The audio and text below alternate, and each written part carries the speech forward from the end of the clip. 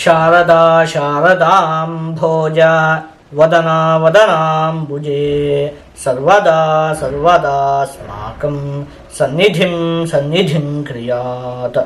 ಸಮಸ್ತ ವೀಕ್ಷಕರಿಗೂ ಜೂನ್ ತಿಂಗಳ ಕನ್ಯಾ ರಾಶಿಯ ಮಾಸ ಭವಿಷ್ಯದ ಕಾರ್ಯಕ್ರಮಕ್ಕೆ ಸುಸ್ವಾಗತ. ನಾವು ಮೊದಲಿಗೆ ಈ ಮಾಸದಲ್ಲಿ ನಡೆಯುವಂತಹ ಗ್ರಹಗಳ ಬದಲಾವಣೆಗಳ ಬಗ್ಗೆ ತಿಳಿದುಕೊಳ್ಳೋಣ.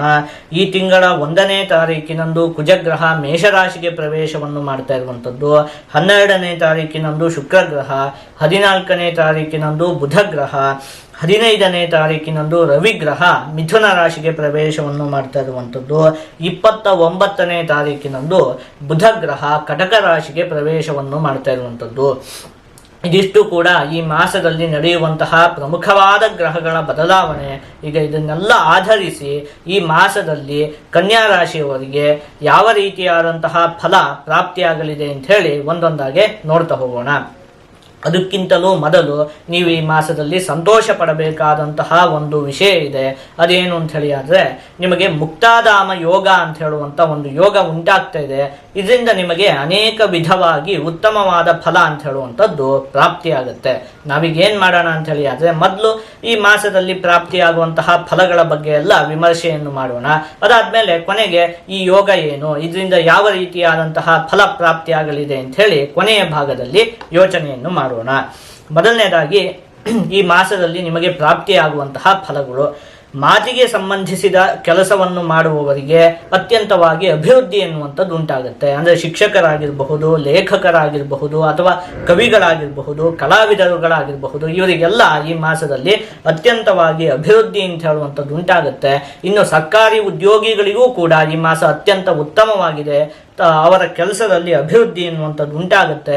ಇನ್ನು ಪಿತ್ರಾರ್ಜಿತವಾದ ಆಸ್ತಿಯ ವಿಚಾರದಲ್ಲಿ ಯಾವುದಾದರೂ ವಿವಾದಗಳು ಇದ್ದಂತಹ ಪಕ್ಷದಲ್ಲಿ ಅದೆಲ್ಲ ಬಗೆಹರಿಯುತ್ತೆ ಈ ಮಾಸದಲ್ಲಿ.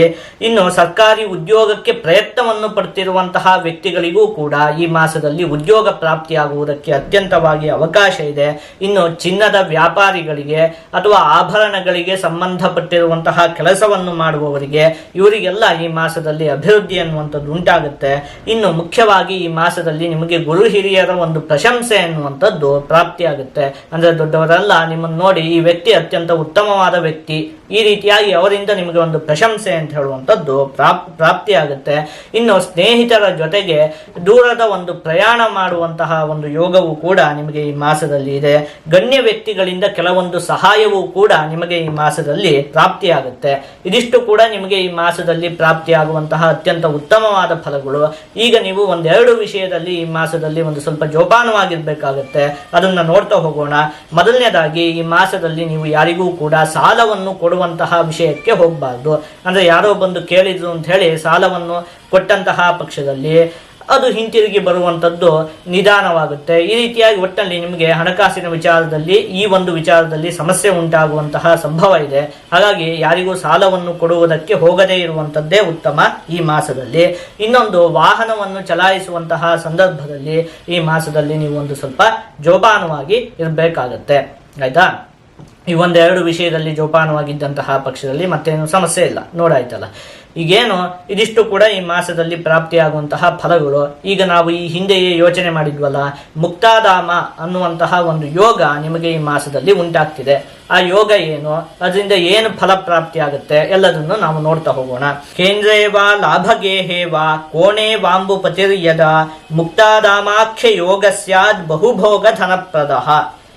ಅಂದ್ರೆ ಅಂಬುಪತಿ ಚತುರ್ಥ ಸ್ಥಾನದ ಅಧಿಪತಿಯು ಕೇಂದ್ರ ಸ್ಥಾನದಲ್ಲಿ ಅಂದರೆ 1, 4, 7, 10 ಈ ಸ್ಥಾನದಲ್ಲಿ, ಅಥವಾ ಲಾಭಗೇಹೆ 11ನೆಯ ಮನೆಯಲ್ಲಿ, ಅಥವಾ ಕೋಣೆ 5 ಅಥವಾ 9ನೇ ಸ್ಥಾನದಲ್ಲಿ ಸ್ಥಿರವಾದಂತಹ ಸಂದರ್ಭದಲ್ಲಿ ಮುಕ್ತಾಧಾಮ ಅಂತ ಹೇಳುವಂಥ ಒಂದು ಯೋಗ ಉಂಟಾಗುತ್ತೆ.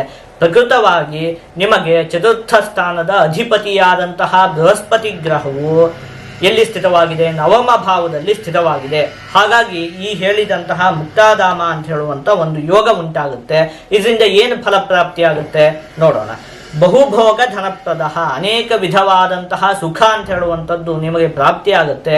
ಜೊತೆಗೆ ಹಣಕಾಸಿನ ವಿಷಯದಲ್ಲಿಯೂ ಕೂಡ ಅತ್ಯಂತವಾಗಿ ನಿಮಗೆ ಅಭಿವೃದ್ಧಿ ಎನ್ನುವಂಥದ್ದು ಉಂಟಾಗುತ್ತೆ. ಈಗ ಪ್ರಕೃತವಾಗಿ ಏನಾಗಿದೆ, ಬೃಹಸ್ಪತಿ ಗ್ರಹ ನವಮ ಭಾವದಲ್ಲಿ ಸ್ಥಿತವಾಗಿದೆಯಲ್ಲ, ಇನ್ನು 1 ವರ್ಷದವರೆಗೂ ಕೂಡ ನಿಮಗೆ ಇಲ್ಲಿ ಹೇಳಿರುವಂತಹ ಒಂದು ಫಲ ಪ್ರಾಪ್ತಿಯಾಗುತ್ತೆ. ಅಂದ್ರೆ ಅನೇಕ ವಿಧವಾಗಿ ಸುಖದ ಪ್ರಾಪ್ತಿಯೂ ಆಗುತ್ತೆ, ಹಾಗೆ ಹಣಕಾಸಿನ ವಿಚಾರದಲ್ಲಿಯೂ ಕೂಡ ಅಭಿವೃದ್ಧಿ ಎನ್ನುವಂಥದ್ದು ಉಂಟಾಗುತ್ತೆ. ಇನ್ನು 1 ವರ್ಷದವರೆಗೂ ಕೂಡ ಈ ರೀತಿಯಾದಂತಹ ಉತ್ತಮವಾದ ಫಲ ನಿಮಗೆ ಪ್ರಾಪ್ತಿಯಾಗುತ್ತೆ. ಹಾಗಾಗಿ ಅತಿ ಹೆಚ್ಚು ಯೋಚನೆ ಮಾಡುವಂತಹ ಅವಶ್ಯಕತೆ ಇಲ್ಲ.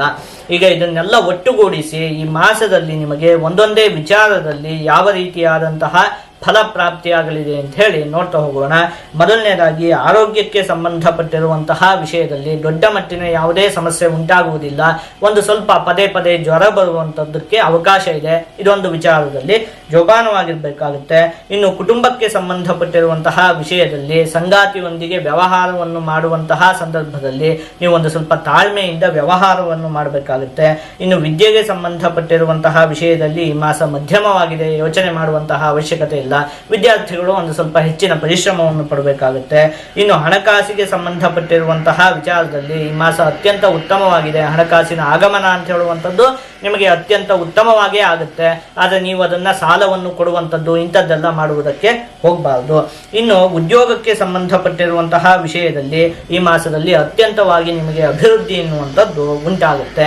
ಇನ್ನು ಈ ಮಾಸದಲ್ಲಿ ನೀವು ಆದಷ್ಟು ದುರ್ಗಾದೇವಿಯ ಒಂದು ಆರಾಧನೆಯನ್ನು ಮಾಡಬೇಕು. ಹೀಗೆ ಮಾಡುವುದರಿಂದ ನಿಮಗೆ ಇನ್ನೂ ಕೂಡ ಅಭಿವೃದ್ಧಿ ಅನ್ನುವಂಥದ್ದು ಉಂಟಾಗುತ್ತೆ.